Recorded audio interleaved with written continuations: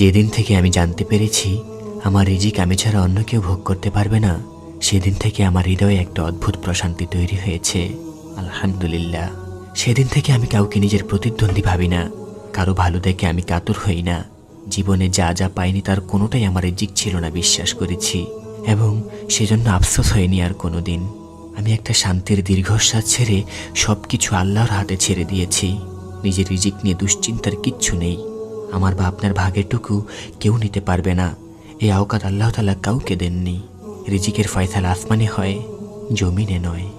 আর হ্যাঁ, শুধু খাদ্যদ্রব্যই কিন্তু রিজিক নয়, পরিবারের সুখ শান্তি, পেশা জীবনের সফলতা, নেক জীবন সঙ্গিনী, নেক সন্তান, উত্তম আখলাক, বৈধ টাকা পয়সা ও নেককার বন্ধু রিজিকের অন্তর্ভুক্ত। সৎ পথে উপার্জন করো, অসৎ পথে নয়। সম্পত্তির ভাগীদার হয়, কিন্তু শাস্তির ভাগীদার কেউ নয়।